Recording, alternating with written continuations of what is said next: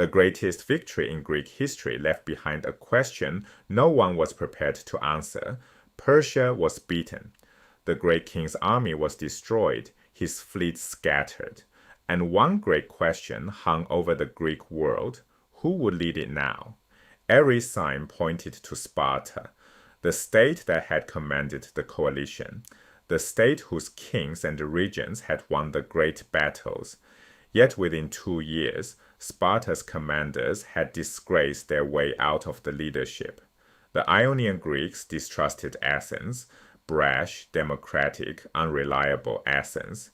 Yet within 2 years, they invited her to command them, and so in 477 BC, out of a convergence nobody planned and nobody foresaw, Athens found itself at the head of a maritime league. This is the story of how an empire was born, by invitation. That story is worth telling carefully, for 2 reasons. First, because it ran contrary to everything contemporaries expected. The power that seemed destined to lead the Greeks, Sparta with her army, her prestige, and her allies, did not end up leading them, and watching why reveals how the Greek world actually worked.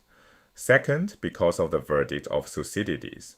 In his judgment, what happened in those 2 years set in motion the chain of events that made the Peloponnesian War inevitable. Athens rises, Sparta fears. The two collide.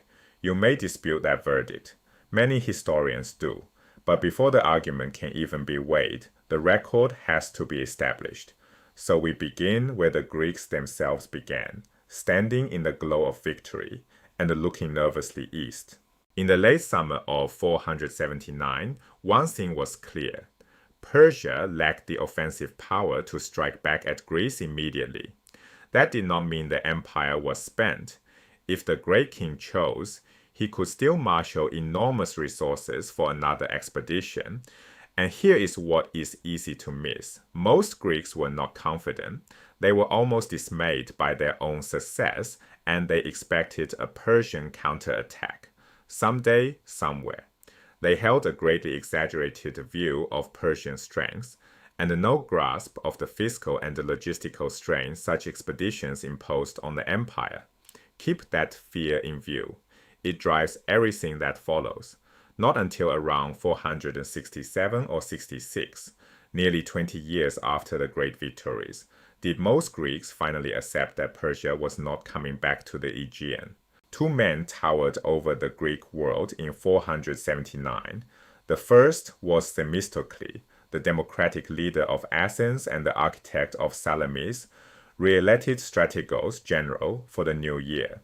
A word about Athenian years because it matters for every day to come. The Athenian calendar did not match ours. The year ran from midsummer to midsummer and it followed the moon. So when scholars write a date as 479/8, they mean the second half of 479 and the first half of 478, one Athenian year straddling 2 of ours. It is the more precise way of speaking. Themistocles, at the height of his prestige in the coalition that had beaten Xerxes, looked poised to lead not just Athens, but perhaps all of Greece. The other was Pausanias of Sparta. He was royalty, a nephew of King Leonidas who had died at Thermopylae, and he served as regent for Leonidas' son Pleistocles, his young cousin, still too young to command an army. It was Pausanias who had commanded at Plataea earlier that same year, the victory that destroyed the last Persian field army on Greek soil. Plataea itself was a small city-state just over the Attic border, a traditional friend of Athens and an enemy of Thebes, which had gone over to the Persians. In the summer of 479, the victor of Plataea and the victor of Salamis stood together at the summit of Greek esteem. Neither man would end his life anywhere near it. Overall, Sparta looked like the natural leader, and for sound reasons. She was the obvious choice to carry on a war against Persia, to liberate the Greeks of Ionia in Asia Minor, and to organize the common defense against the counteroffensive most Greeks assumed Xerxes would one day mount. Only in hindsight did Thucydides, and many modern scholars after him conclude that Sparta was bound to withdraw from the Aegean because she had no real naval interests. That reasoning rests on a caricature. The Spartan as unimaginative, regressive, oppressive, ignorant of the sea, blind to everything beyond the Peloponnese. The caricature is overdrawn, and it blurs a distinction that matters. Sparta was one thing, the wider Peloponnesian League, with its merchants and its fleet, was quite another. What the Greeks of the moment could actually see was this. First, the victories over Persia had been won under Spartan command. At bottom, they were Spartan victories, delivered in 480 and 479 under a Spartan king or region. Second, Sparta's alliance was full of naval powers with ancient ties to the very cities of East Greece that had just thrown off Persia. Chief among them stood Corinth, the great commercial state of the Peloponnesian League. Corinth faced west. Her colonies ran out along the western sea lanes, Corcyra, Ambracia, and, in Sicily, Syracuse, the greatest of them. But her trade reached east as well, into the Levant and Egypt, and her relationships with the leading cities of East Greece ran back to the 8th and 7th centuries BC. These were not new friendships, they were inheritances. Follow the web outward. Samos, the name covers both the island and its chief city, and Erythrae on the Asian coast were leading Ionian states tied into the Egyptian trade, and partners of Corinth since the Lelantine War, an early commercial conflict fought like the privateer wars of a much later age, each side preying on the other's cargoes wherever they could be found. Many leading Corinthian families held marriage bonds and guest friendships in Samos. The same was true of Megara, Sparta's strategic naval ally. Megara's trade ran north into the Black Sea, the Pontus Euxinus, the Friendly Sea, a hopeful name for dangerous water, chosen in the belief that flattery might buy gentler treatment. And Megara's colonies guarded the road there, above all Byzantium, the future Constantinople, the future Istanbul, standing on the shore of the Propontis, the sea that lies before the entrance to the Euxine. These personal ties mattered enormously because Greek diplomacy was conducted largely by aristocrats. They held elected offices at home, but they also kept guest friendships across the sea. They knew their counterparts abroad, hosted them, and mingled at the Olympic Games, entering chariots and comparing notes on the management of estates and tenants. And at this moment, power in most Ionian city-states still lay with exactly such men, conservative regimes of the landed classes. To these aristocrats, Sparta and the Peloponnesians looked politically familiar, congenial. The Ionians kept ties to Cyprus too, where kings still ruled in the manner of a Bronze Age Wanax, riding into battle in chariots, writing in a strange syllabary akin to the old linear B script. To this old-fashioned Greek East, the Spartans arrived as natural liberators. The Athenians, by contrast, were a hard sell. Start at home, the city was openly divided over its own leadership. The dispute was whether Themistocles should lead or whether power should pass to his conservative rivals, men like Aristides, Xanthippus, and Cimon. Xanthippus and Aristides had been ostracized in the 480s and recalled before Xerxes' invasion. All had then served with real distinction, and now they contended for power in the assembly, in front of everyone. To Ionians who lived under close aristocratic governments, this open struggle over who should run the democracy was peculiar, hard to understand, and a little alarming. A state that argued with itself in public about who commanded, it did not look like a state to be trusted with your survival. And the Ionians remembered something worse. Athens had abandoned them once before. When Ionia rose against Persia in 499, appeals to shared kinship and shared cults drew Athens in. All Ionians, Athenians included, worshipped Apollo at his central sanctuary on the island of Delos.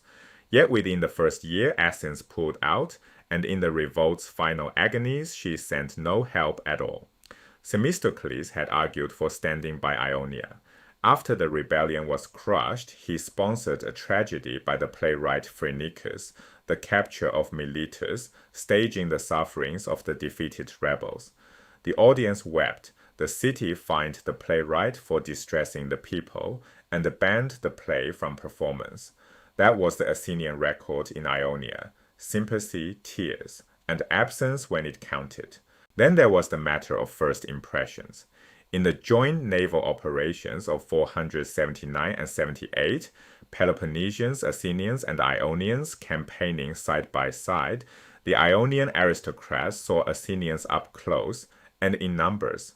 What they saw was the seats, the Athenian rowers, confident, assertive, built like oarsmen, and carrying themselves like men who owned a share of their city, because they did. To conservative Ionian eyes, that brash democratic spirit was not attractive. It was alarming. So for all these reasons, in the first years after the victory, the Ionians looked to Sparta for leadership. And Sparta, here is the hinge of the whole story, failed to provide it. Many modern scholars look at Spartan institutions, the barracks, the helots, the annual magistrates, and call their failure inevitable. Spartans, they argue, were simply unfit to rule beyond the Peloponnese. The judgment is unfair. What actually decided the matter was a coincidence of events and personalities, and the outcome must be stated precisely. The Ionians invited Athens. The invitation deserves the stress to organize a naval league and take over the war against Persia. In time, that league would harden into the Athenian Empire, the arch, the Greeks called it, the imperial order the Spartans and Peloponnesians came to hate, and one of the central causes of the war that broke out in 431, an empire that began as a rescue. Here is how it happened. The first difficulty was Pausanias himself. In 478, he commanded well enough, leading the allied fleet, some 50 triremes, first to Cyprus, where he took most of the island, and then to Byzantium, the strategic gateway to the Black Sea, long held for the great king, and seized it. And there, at Byzantium, the victor of Plataea began to change. He took to ruling in the style of a Persian governor, whip-bearers clearing his path, commands issued at will, a world away from the austerity he had known at Sparta. He was a peculiar case, not a king, though had the succession fallen differently, he might have been one. His conduct, above all toward the Ionian allies, raised serious doubts about Spartan leadership. Twice, Sparta recalled him to answer charges. The other Spartan commander in the field was a far less impressive figure, Leotychidas, king of the junior Eurypontid line, a man with a dubious past, raised to the throne when Demaratus was deposed in a strange arrangement engineered by King Cleomenes. Leotychidas was sent into Thessaly and central Greece to punish the states that had backed Xerxes. During that expedition, a rumor took wing that Sparta meant to transport the East Greeks back to the mainland wholesale, resettling them on the lands of the traitor states, abandoning Ionia altogether. No one knows where the story began. No serious policy lay behind it. But the man himself ended badly, caught in his tent on a sleeve full of silver, condemned at Sparta, and dead in exile. Within a few years of the great victories, both of Sparta's leading commanders stood discredited, and Sparta herself began to question whether she should be fighting a naval war at all. At just this moment, Athens was fortunate in a third man, Aristides, known in the sources as Aristides the Just. He had opposed Themistocles throughout the 480s and was the last of that conservative circle to be ostracized, probably in the Athenian year straddling 483 and 82. Plutarch, no friend of the Athenian democracy, preserves the famous story of that vote. An illiterate countryman from Aristides' own ward approached him at the voting, did not recognize him, and asked him to scratch a name onto the potsherd. Aristides asked which name. Aristides, the man said. He wrote his own name, and then asked why the man wished to ostracize him. "I am simply tired," came the answer, "of hearing him called the just." Conservative critics of the democracy loved that story. Understand it properly. Aristides was a serious rival to Themistocles, an eloquent and effective speaker in the assembly. And ostracism was precisely the mechanism by which Athenians chose between two towering leaders. It was not a punishment, not condemnation, not conviction. It was a temporary removal from the board. Aristides had been away only a couple of years when the city recalled him ahead of Xerxes' invasion. He fought at Salamis and took the island of Psytalia, and was elected general for the year that followed. Then he was handed the command that would quietly change Greek history, leading the Athenian contingent that served under the regent Pausanias at Cyprus and again at Byzantium. The just man and the would-be satrap side by side in the same harbor. Aristides quickly won the Ionians' respect, and as Plutarch remembers it, it was Aristides personally who led them to reconsider Athens. The objections were real. Yes, the Athenians were democrats. Yes, they had abandoned Ionia in 499. But beneath the grievances lay deep and genuine ties. The leading families of Athens and of the Ionian cities were kin. Many on both sides claimed descent from the Naiades. In legend, Neleus was the father of Nestor, the oldest and the wisest of the Greeks in the Iliad, who ruled from his palace at Pylos on the western shore of the Peloponnese. Driven out by the Dorians in the Dark Age, the royal line fled to Athens, fathered a number of Athenian families, and migrated on to Ionia. Legendary genealogy, yes, and the Greeks took it with complete seriousness. Being Ionian went far beyond a shared dialect. It was a shared religion. Ionians everywhere, Athenians included, held Apollo of Delos to be their god, their progenitor, their common ancestral deity. A claim of descent the Dorians and Aeolians did not make.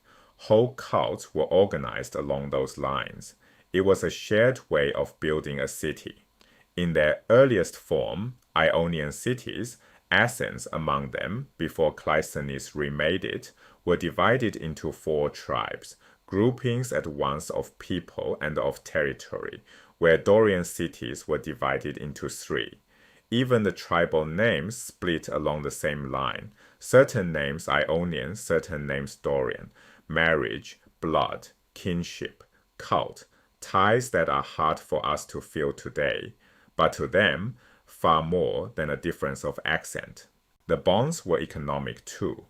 By 480, Athens was clearly emerging as the financial center of the Aegean world, the natural hub of the region's trade, a position her empire would soon carry to extraordinary heights of wealth. Athenian ships worked the Black Sea run, importing grain, wheat above all, with other foodstuffs and leather, and exporting wine, olive oil, ceramics, fine furniture, jewelry, textiles, manufactured goods. They worked the Levant and Egypt too, where many Ionians also traded, and where whole communities of resident Athenians lived. Commerce, kinship, cult, strand upon strand tying Ionia to Athens. And every strand came to the fore as one man's standing grew. Aristides, increasingly in practice the commander of the coalition fleet.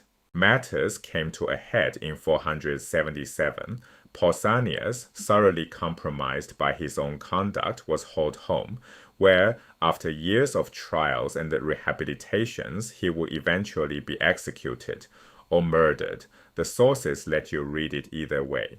The Ionians' patience had already run out.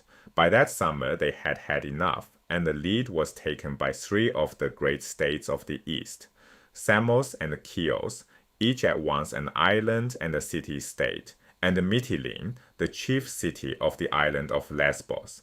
At Byzantium, their leaders came to Aristides with a proposal: organize a league, a Symmachia, an alliance, and let Athens take charge of the naval war against Persia. The Spartans, they now genuinely believed, were no longer committed to that war at all.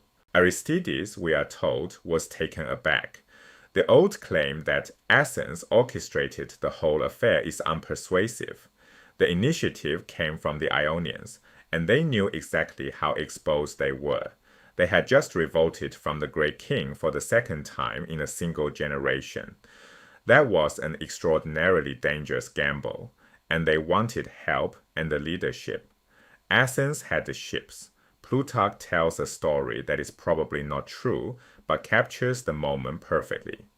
To test the Ionians' resolve, Aristides challenged them to prove they were serious, whereupon a Samian delegation signaled to a ship waiting in the harbor, which gathered way and rammed a Peloponnesian vessel where it lay. Convinced, Aristides agreed to establish the League. Whatever really happened, the anecdote preserves the scene's two truths: Ionian earnestness and genuine Athenian reluctance. The reluctance was real, and it had a legal face. Athens was under oath to Sparta. The alliance sworn at the Isthmus in 481 by all the Greeks who would stand against Xerxes was still in force, and would arguably remain so down to 461, when Athens and Sparta finally came to blows in the intermittent conflict later called the First Peloponnesian War. The stone recording that alliance probably still stood in the Athenian Agora, a public reminder in the middle of the city of where Athens' obligations lay. Aristides weighed all of it, and took on the task anyway. What he founded, modern historians call the Delian League. To the Greeks who swore it, it was simply the Symmachia, the alliance. Aristides proved an adroit and honest statesman, remembered fondly by Athenians and allies alike. His task was to draw up the list of what each member owed. The great states, Chios, Samos, Mytilene, Sassos, contributed ships. Each could launch 50 or 60 triremes for the combined fleets. The lesser cities, eventually close to 200 of them, chose from the outset to give money instead. The Greek word for that payment was phoros, a carrying, a bearing, best translated as contribution or tribute. Thucydides puts the first year's total at 460 talents, a talent being a great weight of silver, not a coin. If the figure is right, it was some 60 talents less than Persia had collected from the same region at the time of the Ionian revolt. The allies thought the assessment so fair that decades later they would appeal to it, insisting they owed only what the assessment of Aristides required. Yet inside this fair arrangement sat three features that let Athens direct, and in time dominate, the League, though everyone entered it in good faith. First, command. The coalition's forces answered to the 10 Athenian generals, the strategoi, elected each year in the Athenian assembly. That worried no one. Sparta ran her alliance the same way. Second, and more consequential, the money. League funds were administered by 10 Athenian magistrates, the Hellenotamiae, the treasurers of the Greeks, at a common treasury on the island of Delos. Athenian officials, appointed in Athens, and whoever collects and controls the money controls the constitution. From the very beginning, Athens held the funds. Third, and most important, the vote. League decisions were made in a common assembly on Delos. One state, one vote. It even looked generous. In the Peloponnesian League, Sparta decided first, and her allies deliberated separately. At Delos, Athens sat with everyone else. The fairness was an illusion. Most member states had no navies of their own. They depended on Athens entirely. So in any vote, an unspoken threat hung in the room. A state that displeased Athens could find itself in danger. And a small island without ships was in no position to defy her. Had the members truly wished to protect themselves, remedies existed, the kind of federal machinery that later grew up in medieval Europe. Voting by blocks, proportional weight, a two-thirds rule for great decisions. They adopted none of it. The simple rule, one state, one vote in an open assembly, allowed Athens to dominate from the start, while the 6 or 7 genuinely powerful members, lacked both the votes and the constitutional means to check the Athenian will, at the time no one objected. Quite the reverse. The Ionians bound themselves to the league's terms with solemn oaths, and the ceremony was designed to be remembered. They carried lumps of iron out over the water and cast them into the sea, swearing that their oaths would hold until the iron rose and floated back to the surface. Iron does not float, that was the point. An oath with no expiry and no exit. In the Greek world, such oaths carried real religious weight.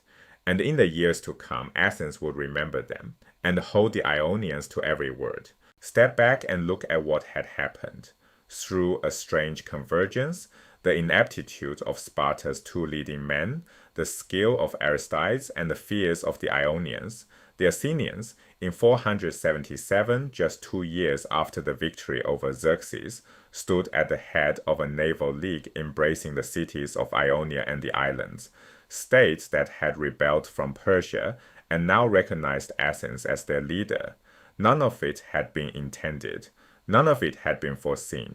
The Greek world now held a second great interstate league, new, different, naval in character, built on a different economic axis, and Sparta suddenly faced not merely an Athens with a powerful fleet, but an Athens with an alliance structure and a position as hegemon that none of them had anticipated. That fact alone might have meant war at once.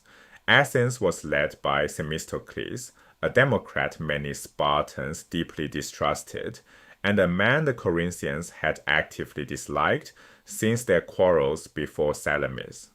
On its face, the founding of the Delian League might have made war between Athens and Sparta immediately inevitable, confirming Thucydides' view that Sparta could not tolerate a rival. And yet war did not come. The reason was another Athenian, Cimon, son of Miltiades, the victor of Marathon. If Aristides was the diplomat who organized the league, reconciled the Ionians to it, and laid the fiscal and the military foundations of the Athenian Empire, it was Cimon, elected general again and again over the next 16 years, who made the new alliance and Athens herself acceptable, even welcome, to Sparta and the Peloponnesians. Often underestimated, Cimon has as strong a claim as Pericles to be called the architect of both the Athenian Empire and the Athenian democracy. None of it had been planned. Sparta let the leadership of Greece slip through her fingers, through the arrogance of Pausanias and the corruption of Leotychidas. Aristides the Just turned Ionian distrust into trust, and the frightened cities of the Aegean pressed on Athens a command she had not sought, over her own sworn reluctance. In 2 short years, the victory over Persia had reshaped the balance of the entire Greek world. Athens now held a fleet, a treasury, an alliance, and an unmatched position at sea. And planted quietly inside that new order, in Sparta's fear of a hegemon no one had foreseen, lay the seed of the war to come.